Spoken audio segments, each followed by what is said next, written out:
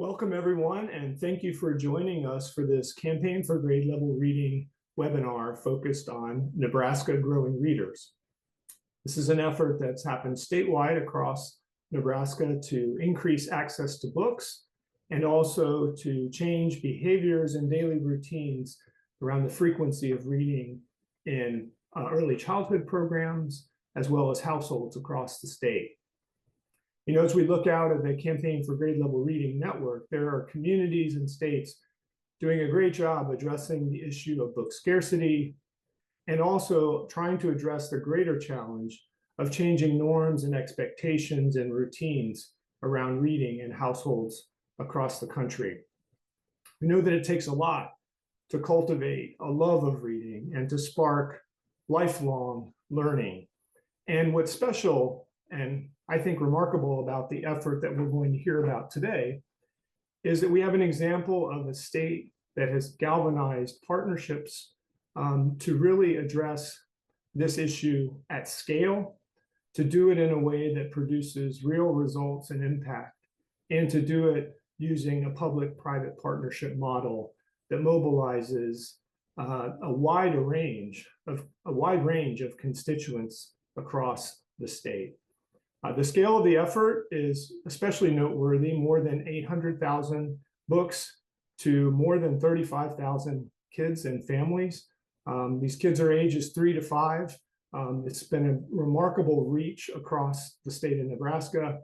And what I'm excited about, and others share, I think, in that enthusiasm, is that the initial results are really powerful, both in terms of the output, but also the outcomes and the impact. We're beginning to see improved reading habits, improved literacy development, and kids hitting initial benchmarks around early literacy and language development.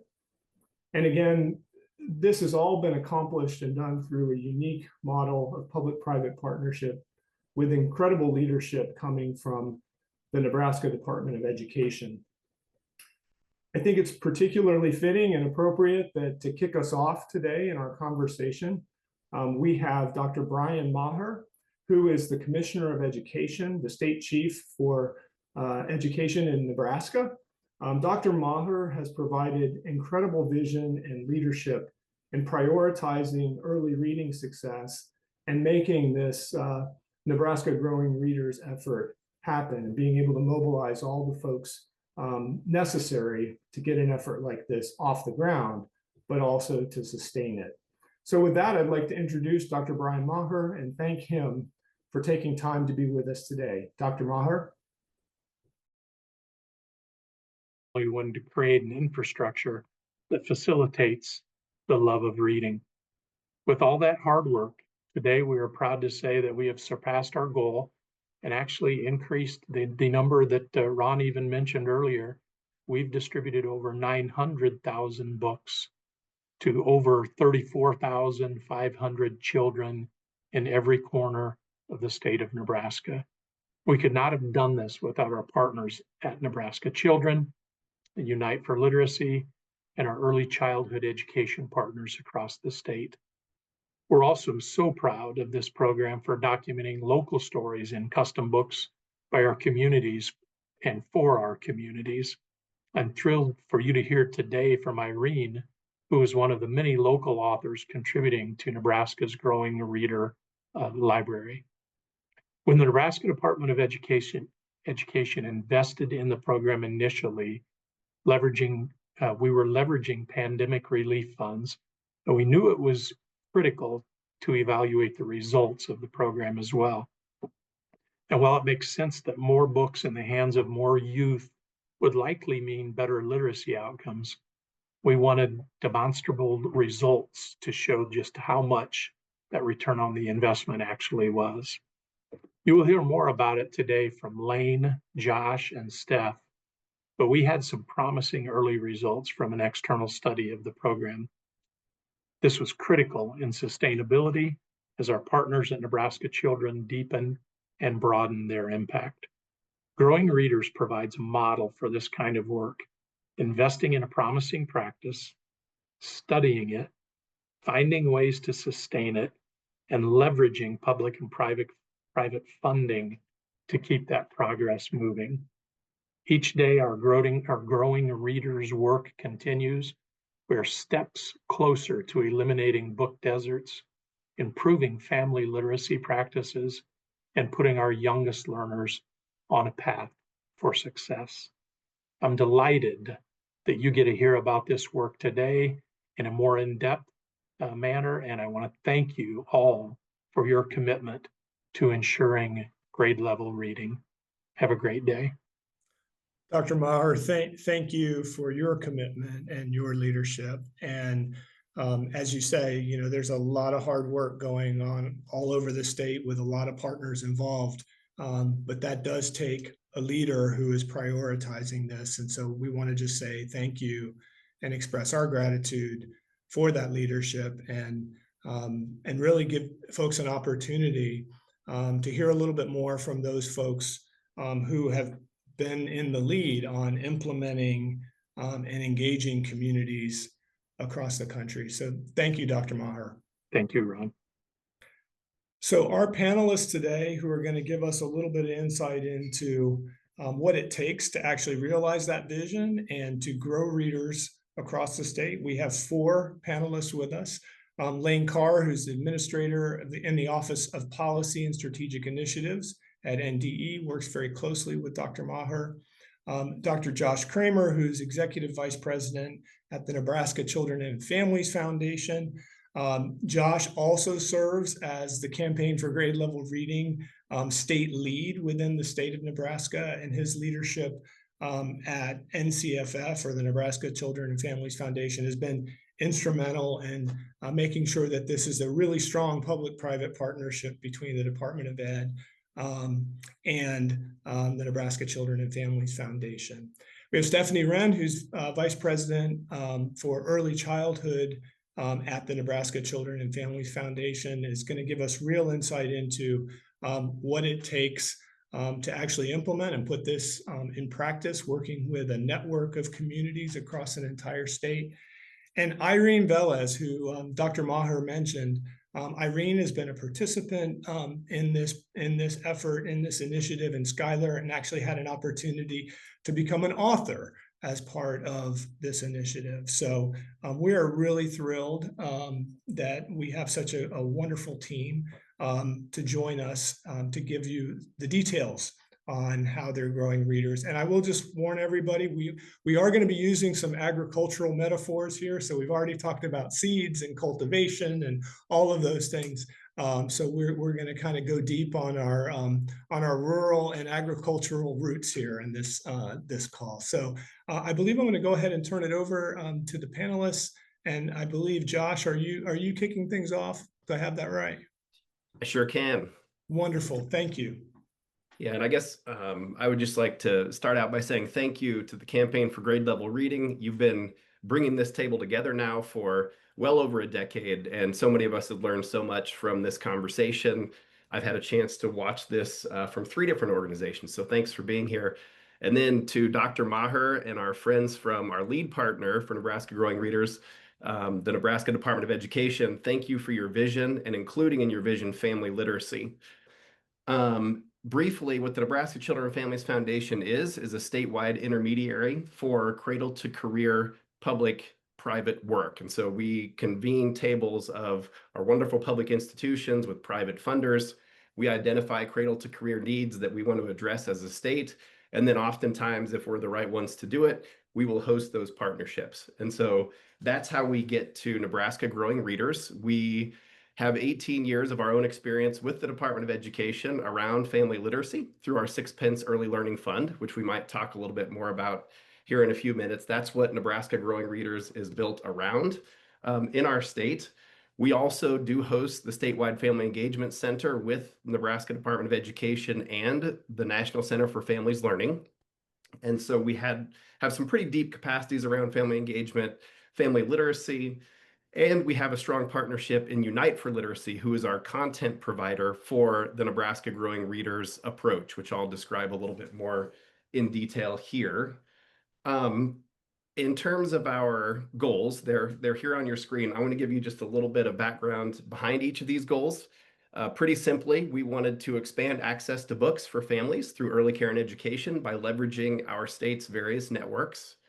We wanted to support the adoption of shared book reading in home, early care, or schools and other educational settings that also ties back to community. And we wanted to increase access to locally tailored content that reflects Nebraska's diverse population. This comes to us because of the capabilities of Unite for Literacy, who helped lead us in having writers' workshops, which you're going to hear about one of those here in a little bit. This is an exciting part of the program that's really hyper-local, and I think helps engage people at a level that we have not studied yet. We studied some other things that we're going to talk about, but that book creation piece, I think, is very powerful. There's lots of qualitative evidence that a lot of cool things are happening there. Basically, entering into this project to get to those three goals, we really had already developed a strong theory of change. So in my background, I was introduced to family literacy in 2008 with the Lincoln Public Schools here in Nebraska, had the ability to work across the country with my colleagues at the National Center for Families Learning, and then come back here to Nebraska, which is my home, to work at the Nebraska Children and Families Foundation. We're very familiar with the family literacy research base. We knew there was a high probability of making an impact. We knew that interactive and intergenerational literacy strategies have a large concentration of research around them if we do them in concert with book distribution. And we also knew that the number of books that arrive in the home is important. With more and more books, as we get closer to 100, we see a higher correlation of creating what we call an academic culture in a home. And so we knew that we had a lot of hints about what we were going to do. That coupled with the vision of the Department of Education and our partners really put together a nice, strong theory of change for us that we implemented over an 11-month period of time and did ultimately get some decent results that we're going to talk about here today. We also knew that evaluation was going to be important. As Commissioner Maher talked about, we knew that if we didn't measure it, it didn't happen. And in this case, we did measure it. We have a strong output study, and we also have a strong outcome study in 4 of our pilot communities. So we were able to look at 2 different levels of data and evaluation. The PowerPoint that's in front of you, the slide right now, I'm trying to speed this up since we lost a little bit of time, but that community engagement picture is just a snapshot of all of the partners that we worked with across the state of Nebraska. My experience with this type of work before was in urban environments. In Nebraska, it's been largely rural, although we do have the Lincoln and Omaha environments where we also had successful implementation. What we did with our partners and what we could do with you, should you pick up the phone and call us, is really leverage our early child care support experience over a couple of decades now at Nebraska Children. Certainly there are others on this call from our Department of Education who have been around long before I was. And so what are those things that we've learned about how to leverage our network? What direct family supports do we need to make sure that we see the behavior change that we want to see around books? Book distributions are good. Nobody's going to say that they're not good, but really it's when we change behavior around book reading and academic cultures in homes that we start to see much larger impacts. And then finally, from a community support standpoint, how do we leverage our collaborative infrastructure in Nebraska and beyond to make sure the right partners are at the table? So again, those families are seeing those books, learning about these behaviors in home, school, or provider environments, or in community environments, and making sure that we're all on the same page. So that's a brief overview. I will pass it back to Ron.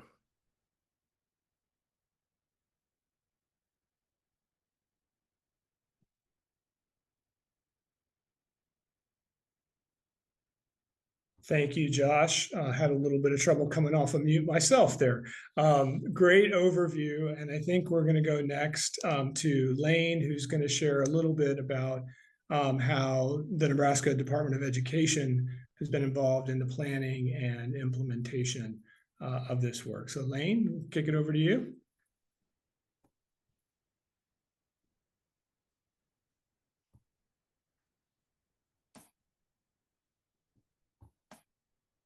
Just takes a little while for folks to come off of mute.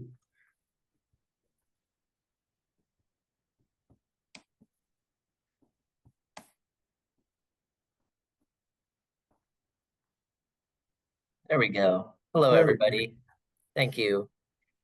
Yeah, good afternoon or good morning, wherever you are in our great country.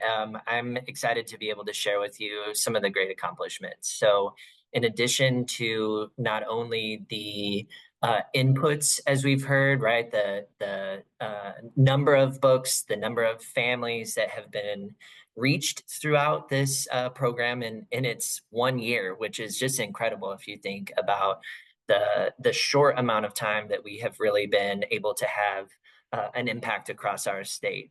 So we leveraged, as the commissioner mentioned, our ESSER funds, pandemic relief dollars, and really saw an opportunity to test this out, to look across three specific sites or three types of sites. First, in our childcare, early childhood education programs.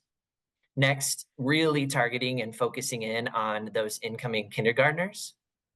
And then finally, leveraging our huge network of home visitation sites through our Sixpence early education program.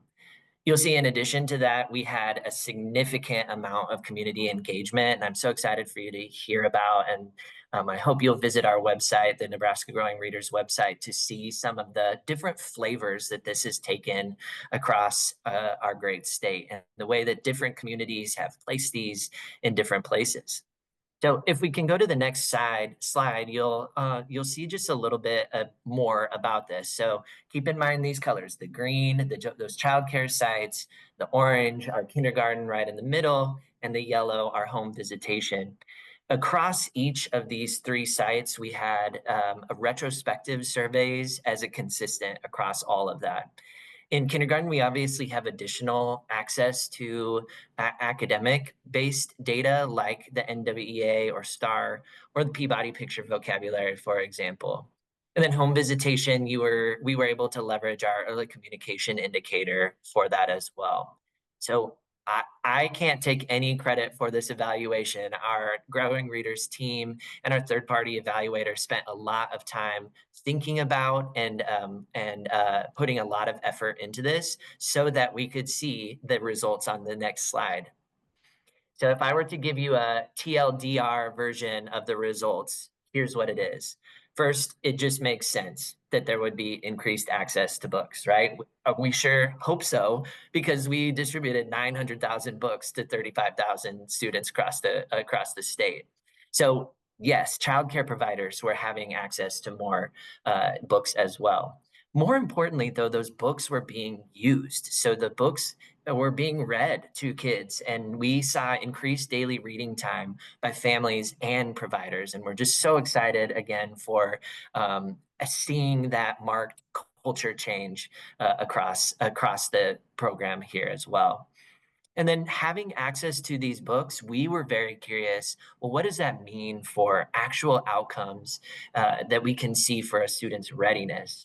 And so as you look across this slide here, you're going to see that book access increases, right? So just showing this in another way, on the slide or the graph on the left, those two bars, the blue and the orange, are inverses of one another. So we saw greater access, right, and fewer students that had easy access to books, that did not have easy access to books. On the right-hand side, you're going to see that inside our childcare sites, our early childhood education sites, we saw a significant increase in the average number of books. So more books in the hands of more people across our state. What about reading culture, though, or reading time? As we look on this next slide, you're going to see that across our sites, if you can go to the next slide for me, please. Perfect, right there. Yeah, the average amount of time that our students are spending reading or being read to increased across all three of these places. Our early childhood education sites saw a 2-minute per average increase across that. Look at kindergarten. How exciting is that to see 8 minutes more on average across all of our sites there as well. And then family visitation, again, seeing results in all three of these spaces. So, we're curious about how to continue this conversation and deepen the work. Do we need to spend more time targeting into early childcare? Is kindergarten the bang for our buck? Or should we leverage our home visitors? That's yet to be seen as we kind of decide and determine the flavor of this as we move forward. So just to kind of wrap it up here, we also were excited to see that families are spending more time reading with their kids. So looking at this a different sort of way, for our home visitation, that's the left set of graphs.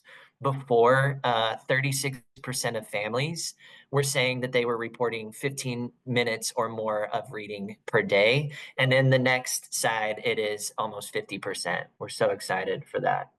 And then similarly, on the right-hand side, our kindergarten families, look at that amount of reading, 20 percentage point increase in the number of families that are reading with their kids, more than 15 minutes per day. Now, we want to admit that this is the initial evaluation, right? And so it's a start. We see promising results. We're excited for what we saw, and we know we have work to do. And we would love to continue this conversation. If you go to the last slide here for me, you'll see you can access our full evaluation. We're so proud of the team that put this together, proud of the work that's happening, and proud that there's some results that are actually going on there. So super excited for that. And I'm going to turn it over to Ron.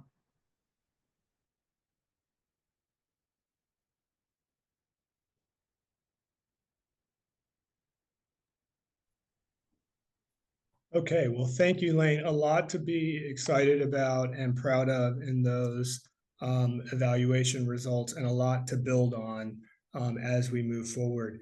At this point, I want to turn it over to Stephanie Wren to talk a little bit about the book stands effort, the writers workshop, and Steph's also going to introduce Irene Velez, who will also talk about this from a participant standpoint. So Steph, probably ought to come off mute. It's going to take a little bit of getting off of the mute to be able to join us. But tell us a little bit about those book stands in Omaha, the writers' workshops, and especially this whole piece about engaging community authors who can write books of their own about local traditions and history and culture.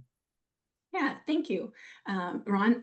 So this has been just a true blessing to work with this team and Nebraska Growing Readers and Unite for Literacy and Department of Ed, because we truly are changing the literacy landscape across Nebraska.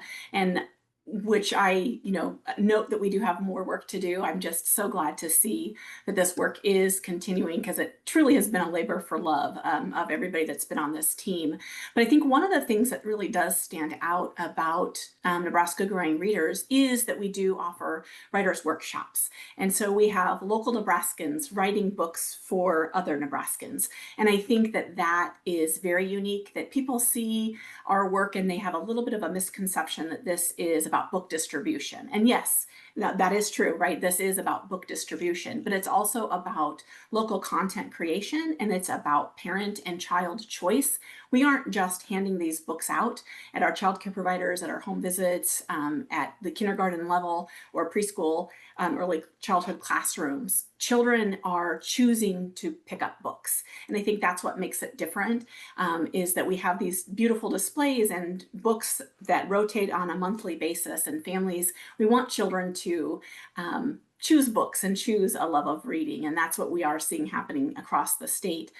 So our writers' workshops, we have various different workshops across Nebraska, and we work with Unite for Literacy. They've been absolutely amazing to work with. They have their own editing and publishing team that we work closely with. And the intent is really just to find those local champions. Each community has somebody who is saying, gosh, I could write a book, right? I have always thought I was an author. I'm not an author, but I've written 8 of these books myself, and there is just nothing more powerful. It's 9 pages, right? And the impact that these little 9 pages have on a family and a community is is just life altering. I know that sounds so simple, but it truly is. And Irene will share her story. She's from the community of Schuyler, which was one of our pilot programs. And Schuyler is a really small community. It has about 6,000 people. And they partnered with many different local agencies, including their Head Start, their Sixpence program. Their library has really taken a lead in this, the United Way. And Irene can talk a little bit about her experience. Irene's a mother of 3, and she currently is a home early Head Start home visitor. And so, like I said, I'll let Irene introduce herself. Irene, it does take a hot minute to get off of mute. You have to click unmute a couple different times. Irene was able to attend one of our writers workshops in Schuyler, and so she can talk a little bit about what that looked like for her. Thank you. Well, first of all, thank you for having me. You know, it's so nice to be here. Like you said, Steph, I am a mom. I also work at the Early Head Start program. So I really enjoy this whole process. But a little bit of background on how I ended up attending, I guess. I became involved in the workshop because I needed some training hours, and I saw this post on social media that said, you know, learn to create books for children. You know, it's a must because not only I have children on my own, but I also enjoy crafting stuff. Well, at that point, I thought it was gonna be a workshop to craft books. I had not heard about this initiative. So there I was. I showed up, and like I mentioned on my bio, you know, I work for the Early Head Start program. So I'm constantly looking for resources for the families I work with, as well as my own. But after learning how it all work with the whole books and seeing the books in printed form was just amazing for me, because seeing how many people, just local authors, can make their own books, you know, it's 9 pages. To me, it's amazing. Sharing stories, you know, just for the children throughout the community, it's fascinating. Yes, Schuyler is a small town, big ideas. So we are very diverse, though, culture wise, language wise, even though it's a small town. So, you know, having all of us there, it was all women at that time for that workshop, for the participants. So just all of us being there, you know, all different backgrounds, different lines of work, coming out together, brainstorming ideas for new books, for titles. It was just incredible. It was incredible for me. Also, unfortunately, not a lot of our families here have access to books, or have the means to purchase books. So having that opportunity to write books for our youth, well, and even, you know, later greater level reading, it's pretty cool. You know, having the different stands or gardens around town, it's also amazing, because, you know, you can take your children to the library, they can pick out a book, or to the I think there's one like at the African store, or even if you happen to be at the clinic for a checkup, or your child can grab a book and take it home. So that's just very fortunate. It's this initiative, to me, it's great. It's amazing. Also, more on a personal level, I take my daughters to the library once a week. So ever since I attended this workshop and I told them, oh, I'm gonna write a book, they ask me every week, is your book out yet? That's the first thing they do. As we go to the library, they run to the book garden and they start going through all these little books, and they're like, is your book out yet, Mom? No, it's not yet, but it'll come out soon. So now you guys know who's gonna get the first printed books, hopefully signed, maybe, if they do good. But they, you know, just having that unity, even with your, with your children, the community overall, it's such a great experience. I think this initiative, it's so amazing. Like I said, I know I keep saying that word, but it truly is. We all, books, reading, it's a must for our young children. So just having those available, I think it's amazing. And I believe that Skylar has about 7 books now printed, even though, it's a smaller community. And that was about a year ago that we attended that workshop with Greta. And, the whole process overall. Like I said, I'm pretty new to it as well, but it sounds like kind of we all are. But just coming together as a community to write these books was pretty amazing. Having the printed and having all the children's in town go from stand to stand grabbing a book, to me, that's just it's heartwarming. It's very fulfilling to me.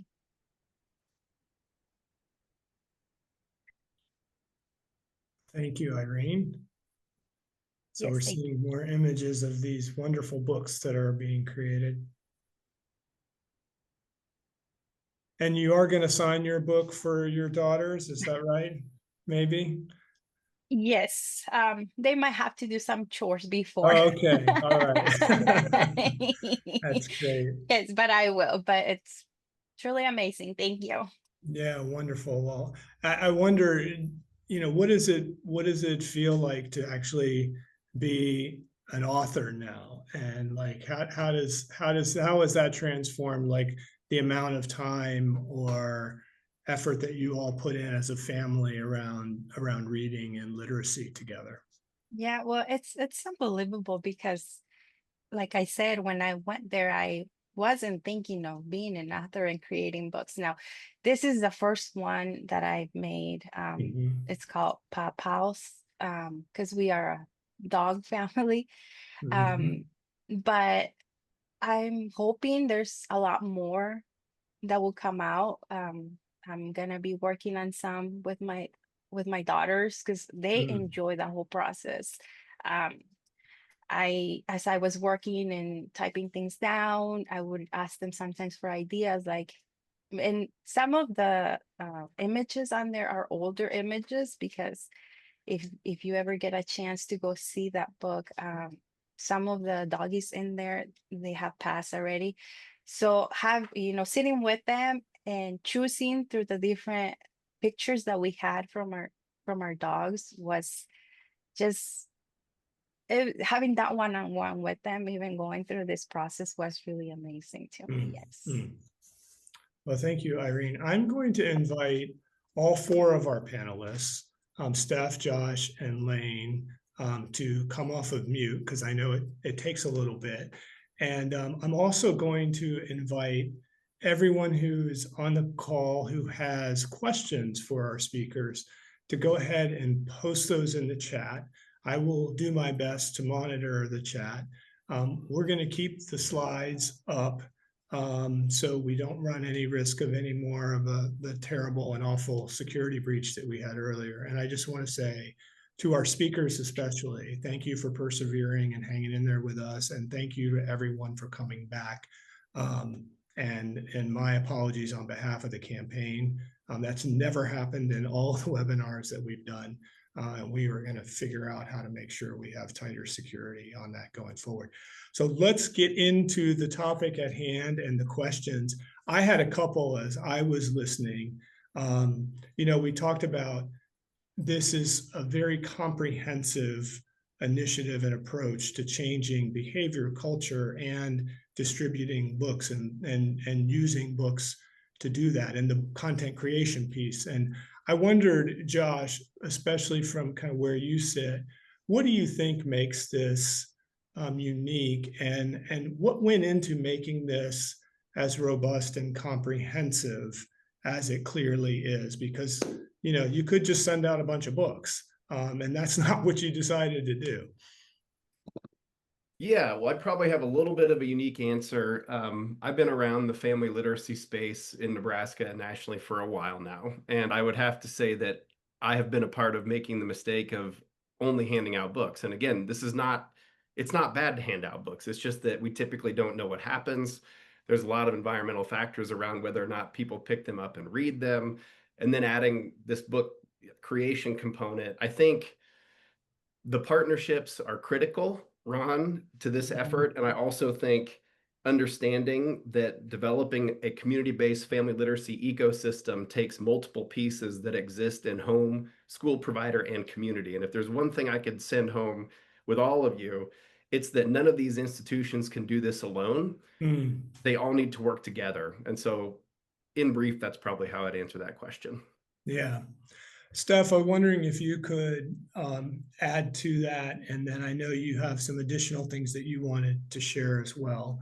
So any response to sort of what goes into implementing such a comprehensive effort that involves a whole lot more than just getting a bunch of books out to folks?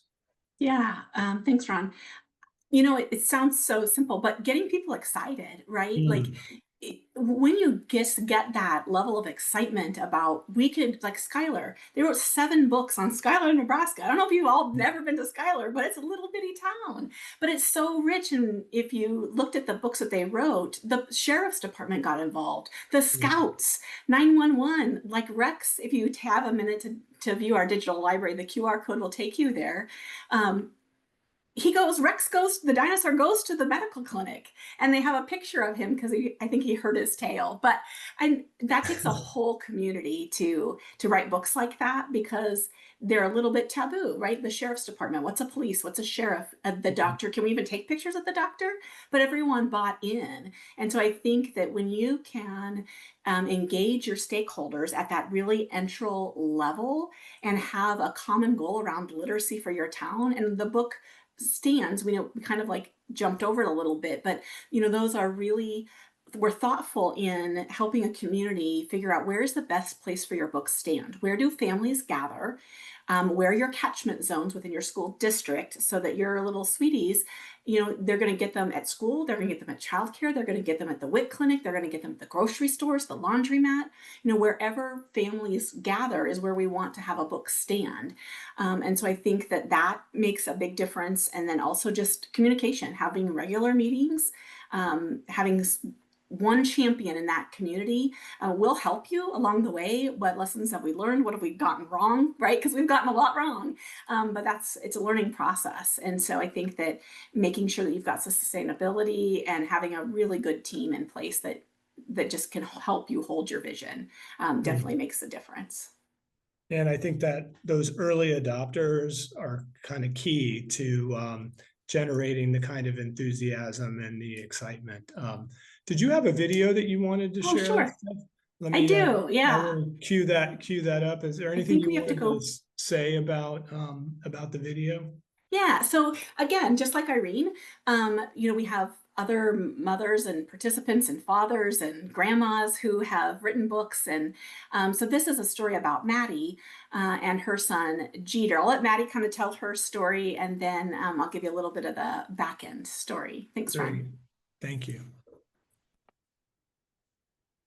Right, and let me know if you can't hear the video, and I will stop, share, and restart. I just want to avoid doing that unless we have to. Can you all hear that or no? No. Okay.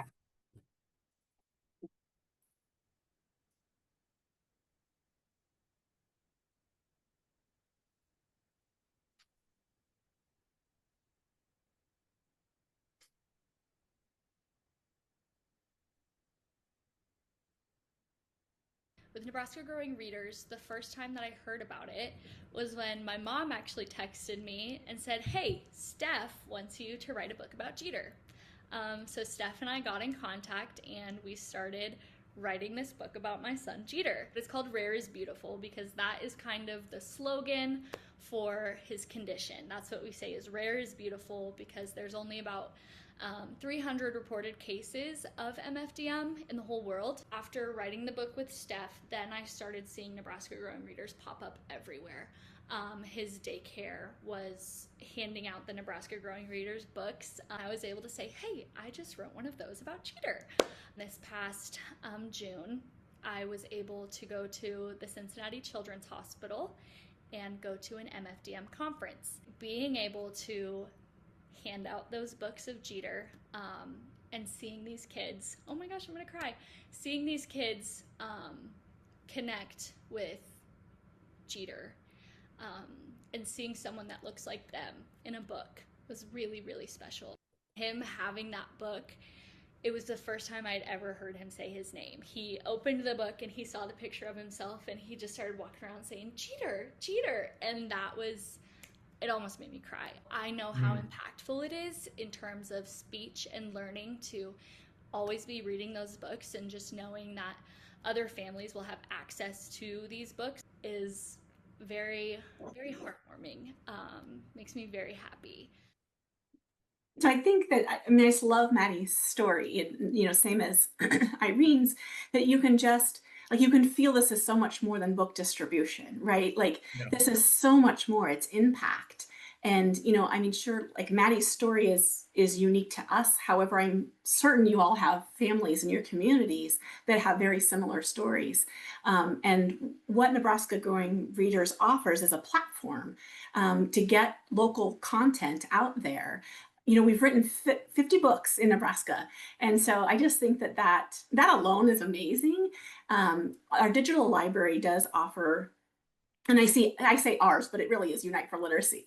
They've been an amazing partner. It offers 400 different original picture books. Like, the pictures that you see are not clip art, it's not web design, it truly is pictures of families and they're real life pictures, because we want children to see themselves in these books and families to see themselves in the books. And we have audio narration. So if I speak English, or if I speak Spanish, if I speak Korean, I can listen to the book in another language.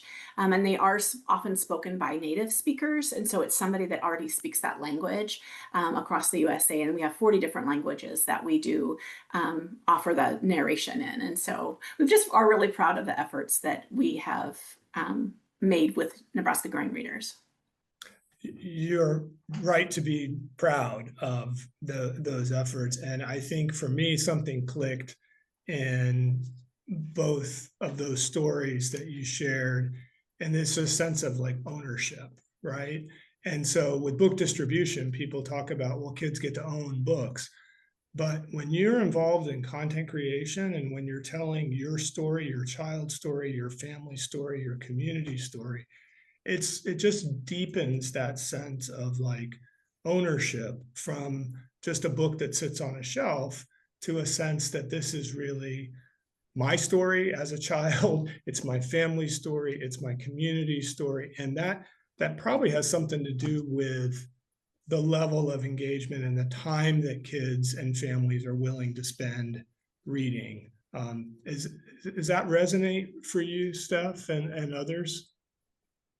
Yeah, oh yeah, absolutely. And it's not a hard process. Nebraska Growing Readers and Unite for Literacy says, don't say that. Because it does, Irene, you can contest to this. It does take some time, right? It's hard to find the right pictures and the right words. And we have an editing team that helps us.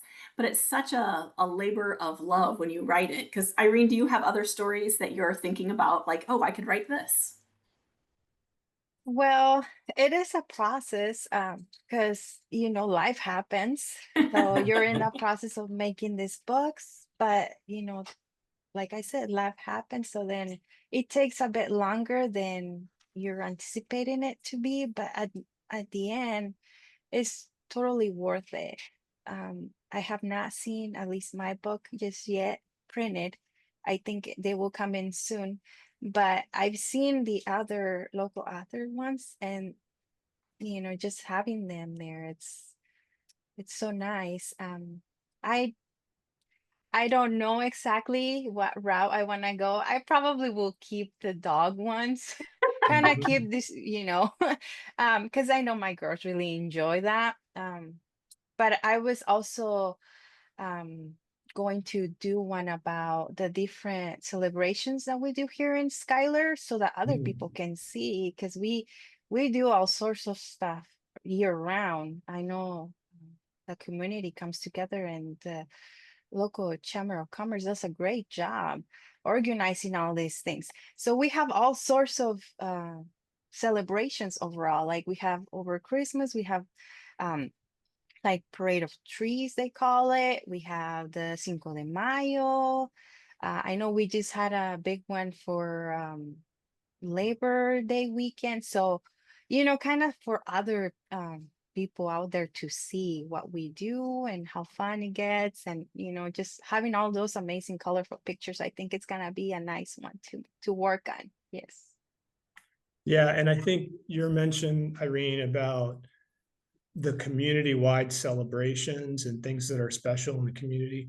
It's such a great engagement strategy to bringing in mayors and city council and county council and business leaders and faith leaders and others in the community, to get them excited about telling their story, but then also get them engaged in a broader effort to build a culture of literacy, you know, an effort to strengthen literacy outcomes as well. So it's great in its own right, but it's also great as a strategy for building and mobilizing an entire community.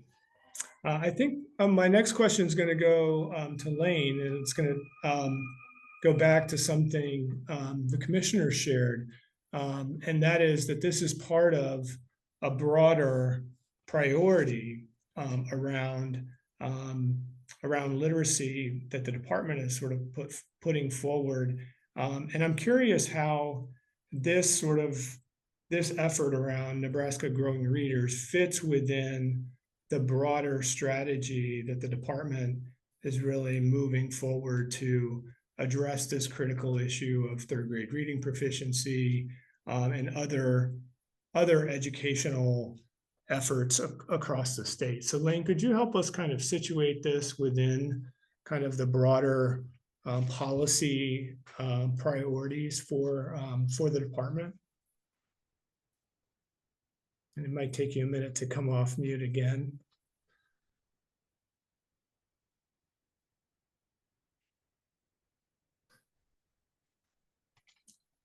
There we go.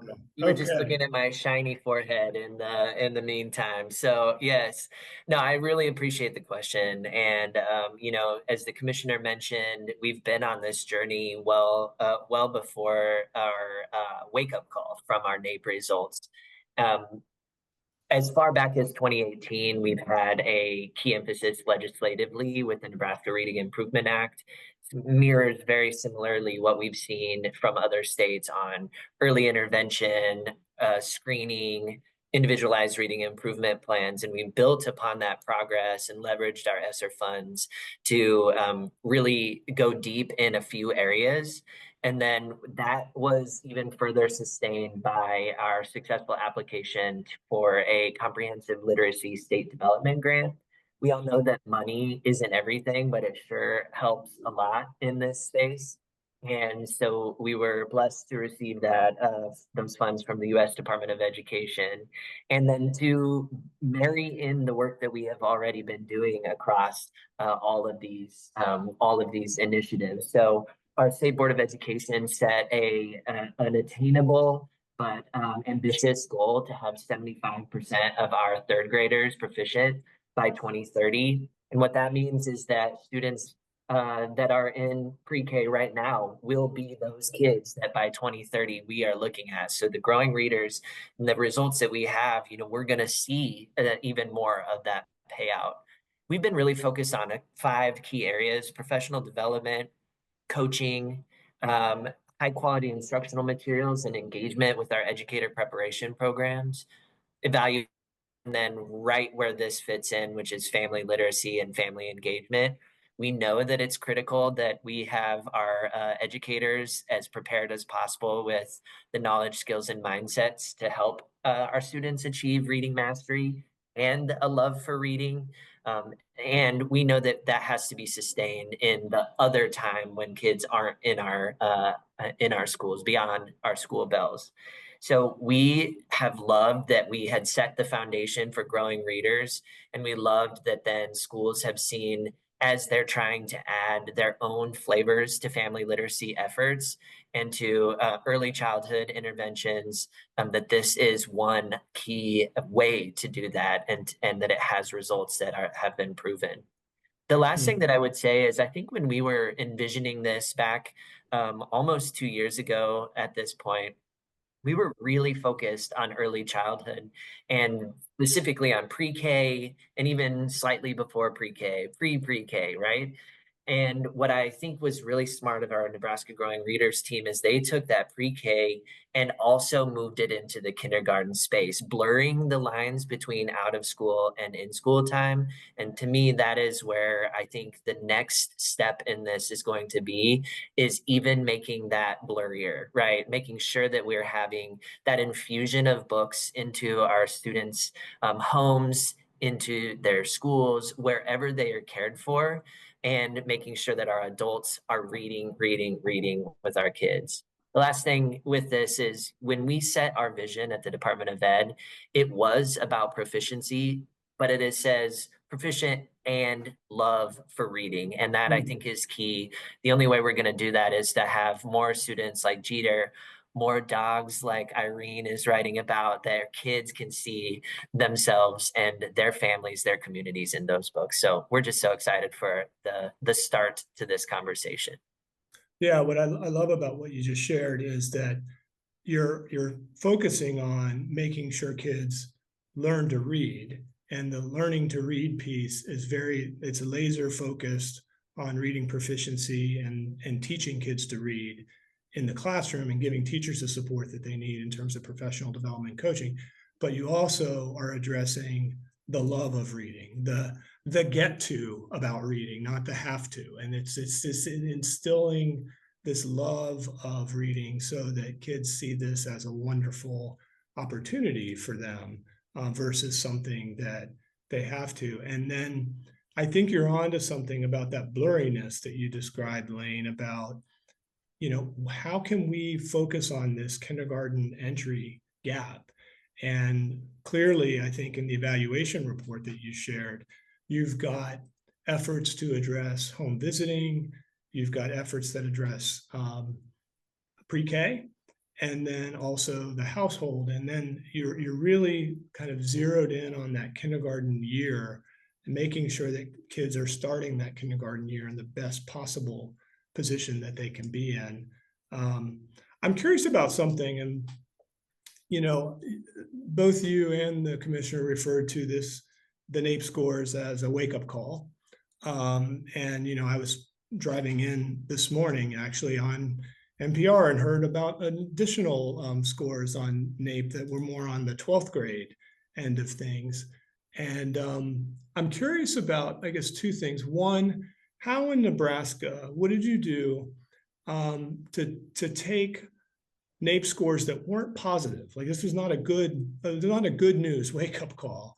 How did you make sure that the energy and the momentum around that was channeled in a very constructive way toward, a wake-up call that actually calls people to get up and do something, not to blame or wring hands about it, or to, examine the problem for another 5 years before they do something about it? How did you get folks to action across the state? What was involved in that in a very positive, constructive, can-do kind of way? All right, so we're doing the waiting and time to think about the question too, right? So and then other speakers, I would just encourage you, if you're in a relatively quiet place, just go ahead and come off of mute now, because it may take a little while, and then we won't mute folks again on the question. So Lane, you're almost there, I think. There we go. There it is. Hi.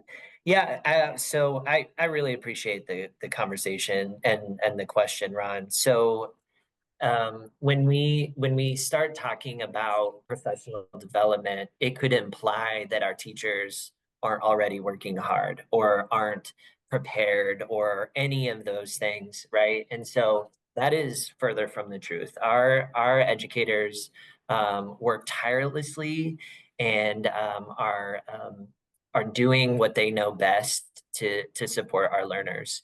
And what we have known is that we have to talk about it, and we have to talk about it in some real terms. First, we can't hide behind the data.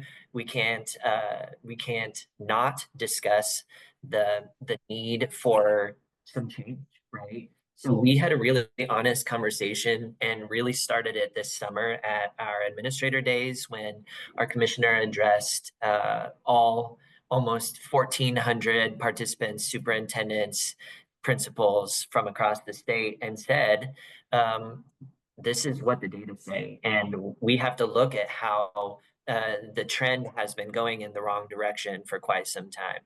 And we're here to help. Here are the resources that we have. Here are the different opportunities that you have to help right size this ship. We acknowledge the responsibility that we have at the department for ensuring that our educator preparation programs are preparing teachers and leaders, right? We didn't shy away from that and acknowledging that we need to make some change in that space. We doubled down on our efforts on high quality instructional materials and said, look, we know that the quality of the teacher is the most important factor for our kids. And the second very important factor is what the kids are engaging with, right? So we approached it from a myriad efforts to be able to say, here are the things that we challenge you to do. We want to focus on this together. We've also really zeroed in specifically on this topic. We can't do everything. We really need to be focused and thinking about some of those foundational areas, things like third grade reading, eighth grade math, graduation rate, matriculation, right? So zeroing in, focusing, and just talking about the issue and the challenge that we have ahead has been, I think, how we've addressed it. Thank you, Lane. I'm going to ask Josh and Steph and Irene if they have perspectives on this question of how you use this data to channel a broader like community mobilization effort into something positive and get more parents and more community leaders on board to support efforts like this. Well, listening to Lane talk, I mean, a couple things come to mind. First of all, I would like to credit our Department of Education, and I sincerely mean that. Not every state has a Department of Education that leads with positivity and thinks in that way. And so I think that had a lot to do with it, that, you know, schools didn't get defensive, communities didn't get defensive. It was about getting this thing done. And I think that's a second cultural characteristic after having grown up in Nebraska, left and came back.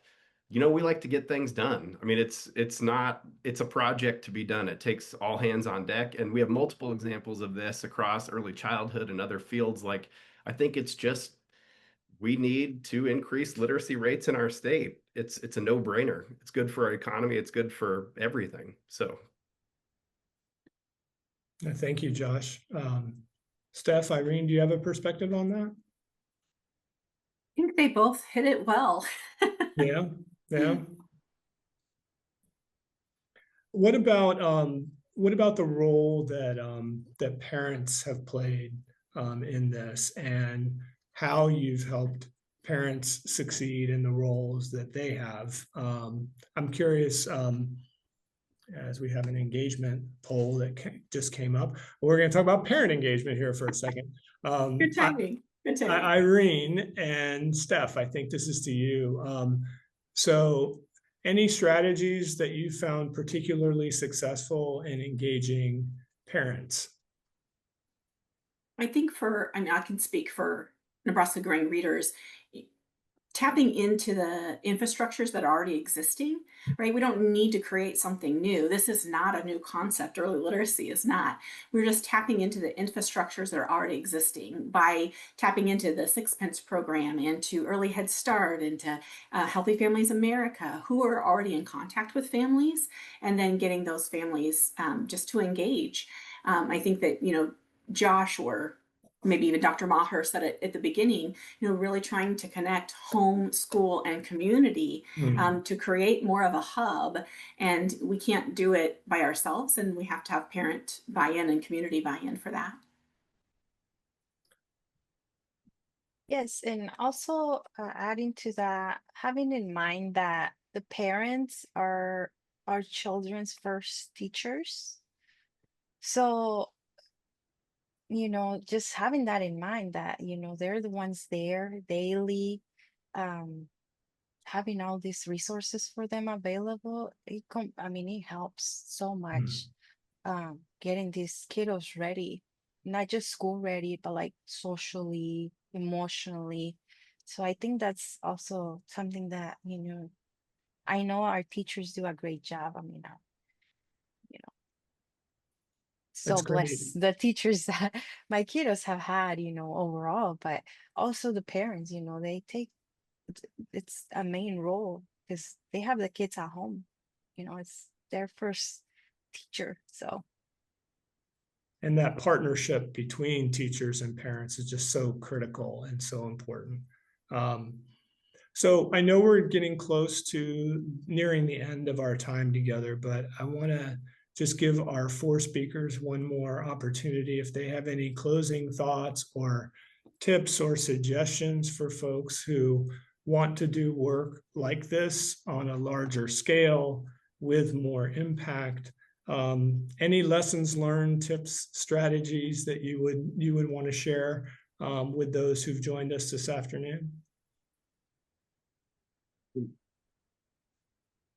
I would just say that in working around family literacy for a while, that it's not as hard as people want it to be, right? So like I shared, and I'd be happy to share with any of you, we were looking at about 5 or 6 pretty well-established buckets of research that have been around for a couple decades now about what works. And so instead of stopping to think, okay, we have to create this thing, I encourage you to network with, hopefully Nebraska Growing Readers. We'd love to hear from you, but there are national organizations that know how to do this. And other community organizations. It's just not that hard. We don't need 10 strategies. We need 2.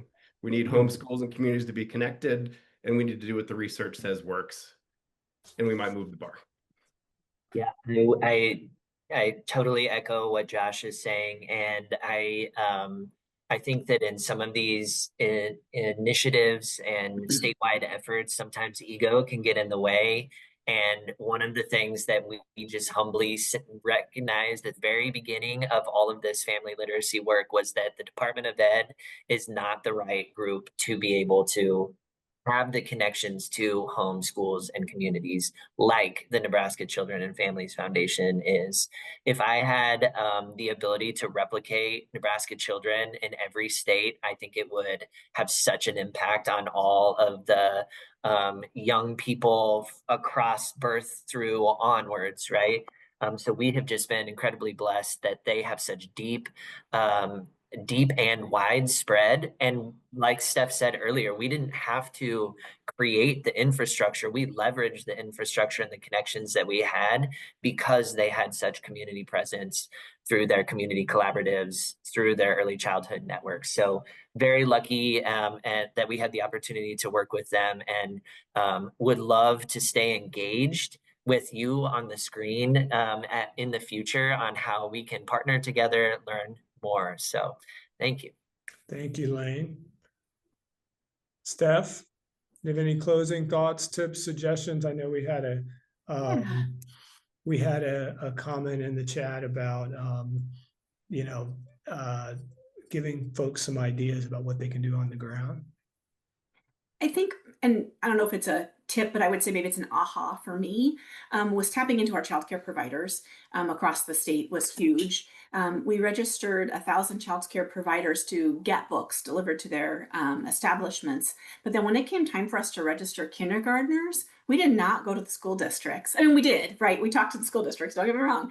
But it was through our childcare providers. We registered over 3,000 children via our childcare providers. And I think we did that within 4 weeks. We had to shut it down. So there's just work to do. And I think just using the infrastructure of your childcare providers in your community, they truly are the hubs. They know your families, they know your school districts. And so leveraging those providers and getting them involved early, I think was a big aha for us. That's great. Thank you, Steph.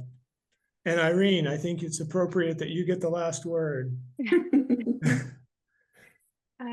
Well, I just want to thank everyone for, coming, also for inviting me, having me here. It's been great to share a little bit of, the starting on these books and getting those things going. Overall, I think it's an amazing program. I'm amazed of how it has started. It's been about a year and it's going so well. I think it's great.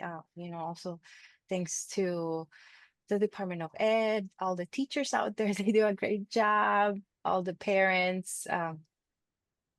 I think, keeping everyone in the same page and united, it's a plus. And I think that's what Nebraska is.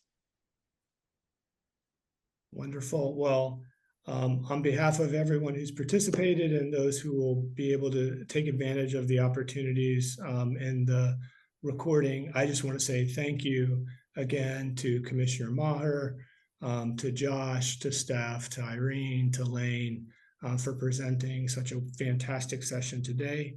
And I'm going to turn it back over to Leah to share a little bit, and then we will wrap up and make sure everybody has the link to the evaluation from today's session. Again, thank you so much for participating.